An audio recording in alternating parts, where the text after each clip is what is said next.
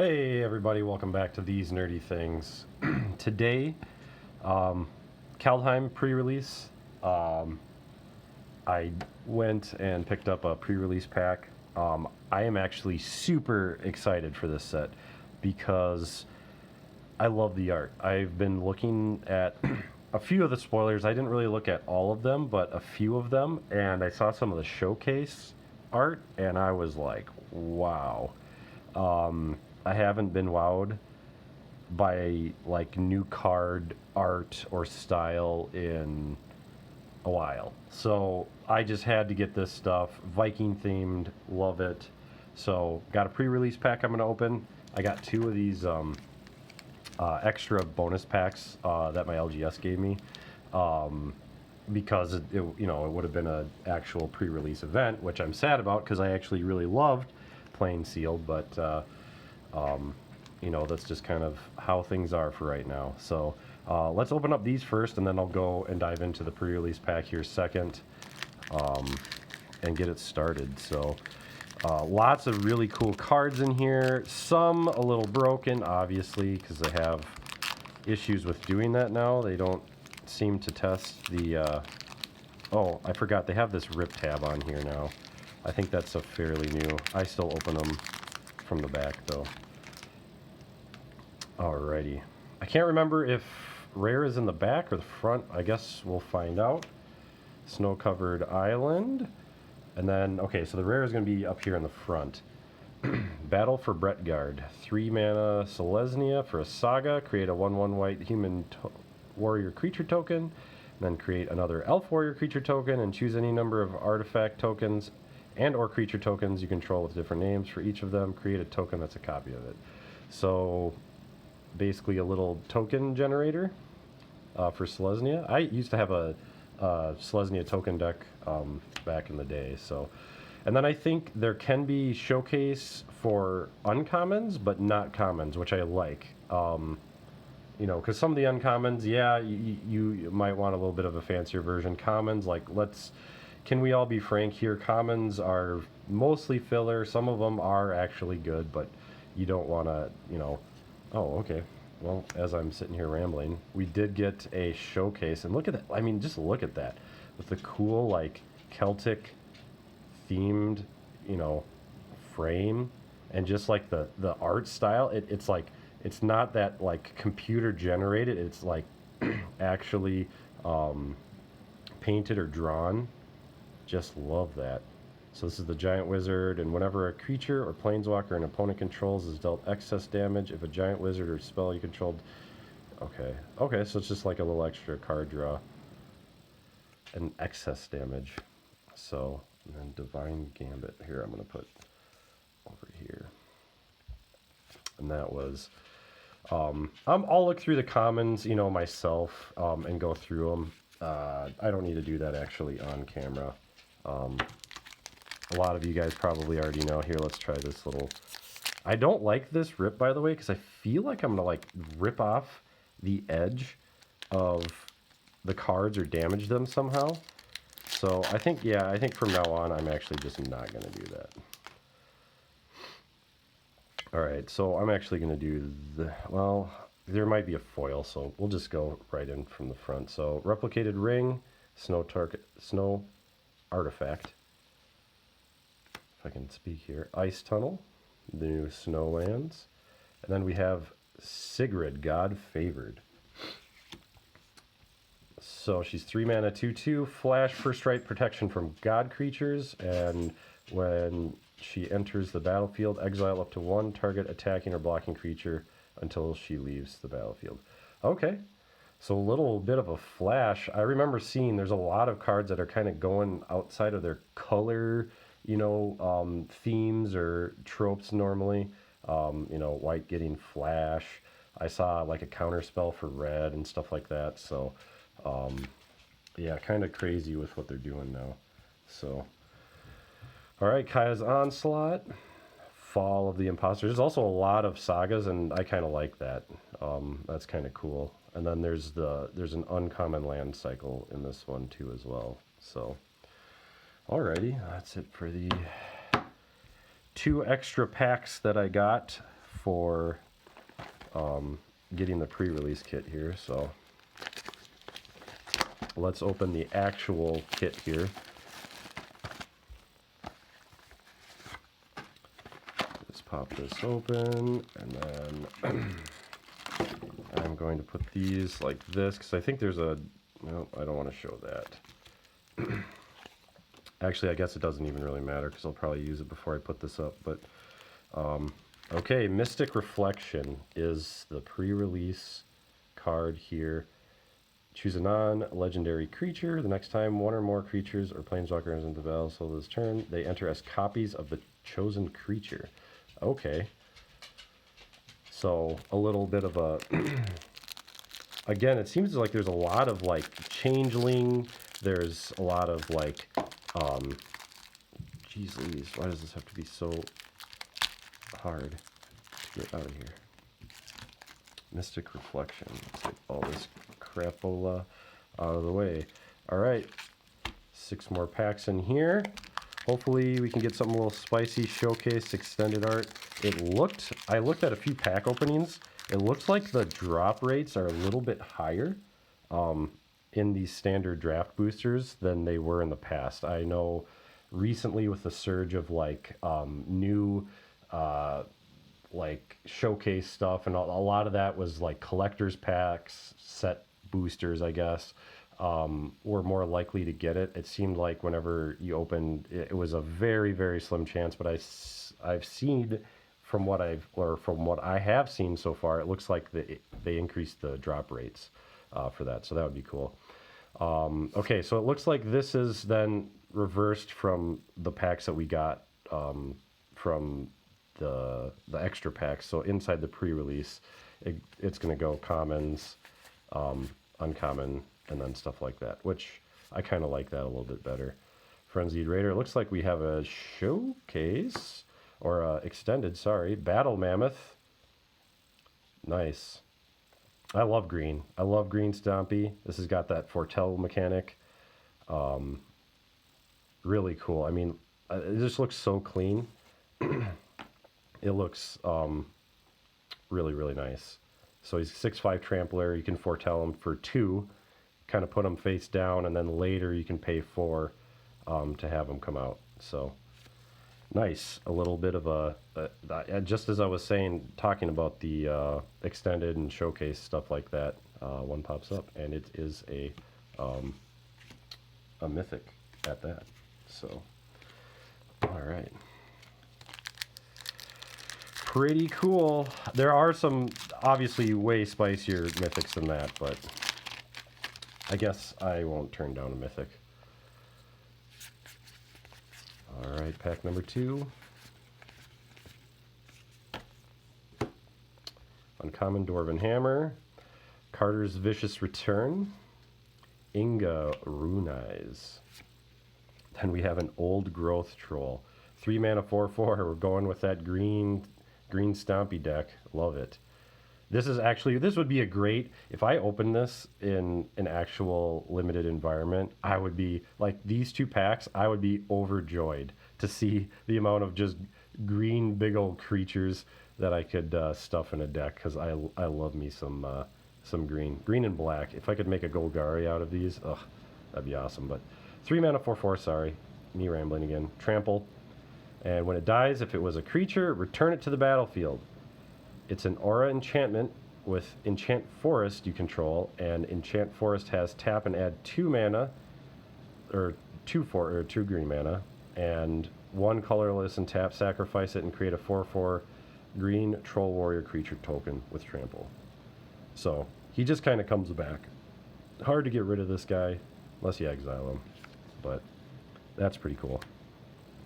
Then another Snow-Covered Plains, and another ad card. So far only one of the showcase, which is fine. I don't mind that.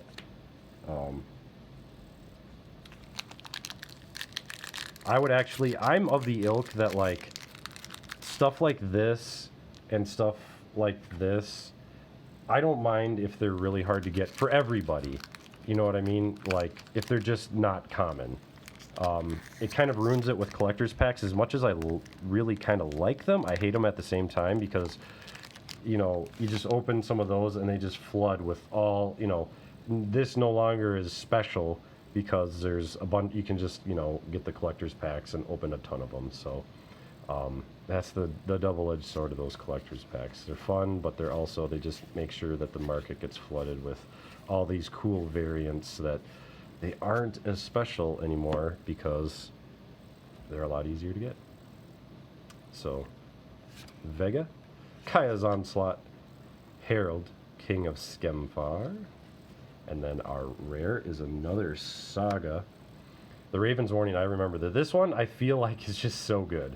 So three mana. When it first comes down, create a 1/1 blue bird creature token with flying. You gain 2 life. And then whenever one or more creatures you control with flying deal combat damage to a player this turn, look at that player's hand and draw a card. So you can look at their hand and draw a card. And then the third is you may put a card you own from outside the game on top of your library. Like, this, I don't know. Like, the power level on this card is insane to me. Yeah, wow. Like, blue-white didn't need more reasons to be crazy good. Then we have another Ice Tunnel and an Angel Warrior token. First token there. Haven't gotten any foils yet. The foils looked like they were actually really beautiful. I'd have to say, too, like, the card quality of these cards seems to be pretty good. I mean, we'll have to see. You know, this doesn't look crinkled at all, or curled, which is good. That's a good indicator because it was just sitting in its own little plastic thing. But time will tell. I know a lot of people with Magic Legends, or the Commander Legends, were having quite the problems with that, which is one of the reasons why I never really touched that set. So, alrighty. See what we have here. Commons. Yeah, the card stock feels really nice. It feels like Ikoria. I don't know if anybody will get that reference, but it reminds me of that feeling. It reminds me of how it felt when Ikoria, which I really thought that was a above average card quality in the last, you know, couple years. So okay, we got Fearless Liberator, Gates of Istfell, Rune of Might, and our rare is, ooh, nice, a Showcase. Like, look at that. Kolvori, God of Kinship. I mean, yeah, talk about green. It keeps going. This would be a pretty spicy sealed deck here that I can make out of this. As long as you control 3 or more legendary creatures, it gets +4/+2, so it becomes a 6/6 with Vigilance. And you may pay 2, tap it, look at the top 6 cards of your library, and you may reveal a legendary creature card from among them and put it into your hand, and the rest in the bottom of your library. And then the flip side of this is the Ringheart Crest. Legendary artifact, and as it enters the battlefield, you choose a creature type, and then you can tap it, add green mana, spend this mana only to cast creature spell of the chosen type, or a legendary creature spell. So a little bit of a green ramp card there itself. So really cool. That's just, I mean, take a second to kind of love that that art. The style, the border. I mean, that's just a really cool card if you ask me. So really, really, really happy with what they've done here with this set in terms of style. So still got 2 more packs here. Sorry, I'm kind of taking up a lot of time. Just, I really like talking when a new set comes out. Just kind of, some of my thoughts just flood out, whether they're, you know, wanted by you guys or not. But alrighty. Go through the commons. Alright. Agar, the Freezing Flame. A lot of these red-blue seems to be like a giant deck now, so I don't, not 100% sure, you know, where blue and giants came to be. I thought that the previously was like white, green, and red, but I guess blue wants to be wizarding or a giant deck now. So another another showcase here. Cole, the Forge Master. Boros 2/2. Whenever another non-token creature you control dies, if it was enchanted or equipped, return it to its owner's hand.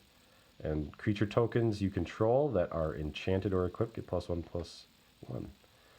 So a little bit of a like Boros Sweeney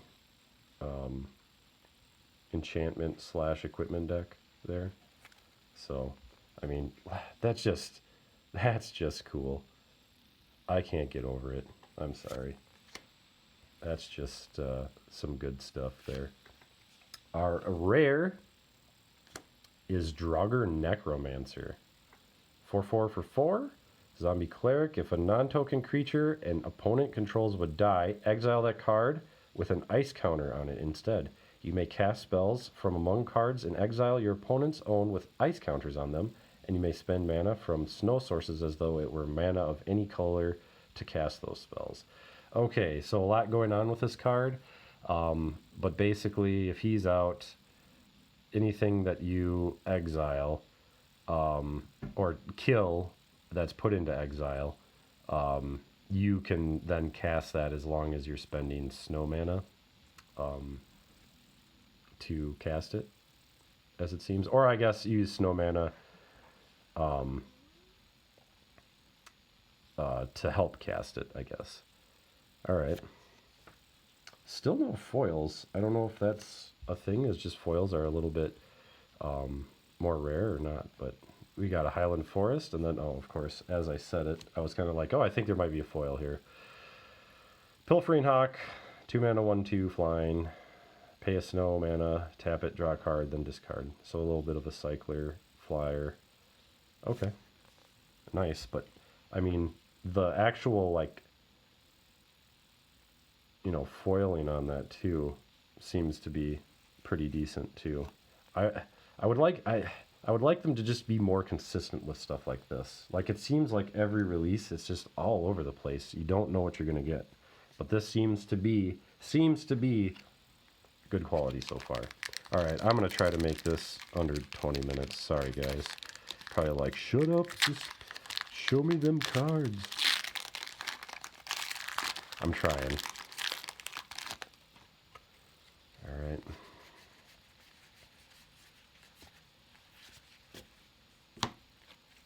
The Three Seasons, yet another saga. Bloodline Pretender, sorry. Valkyrie's Sword, and our rare is another Raven's Warning in the same.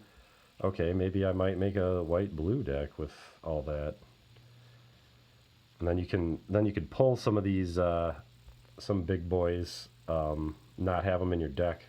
Just pull them from outside the game from your cards that you didn't use. But yeah, I think this card is really good. But I don't know. It might be a little slow. That's the only thing. So there might be a lot of enchantment destruction with this new standard set because of all the sagas. So that might actually become a thing too. So Woodland Chasm and a Zombie Berserker.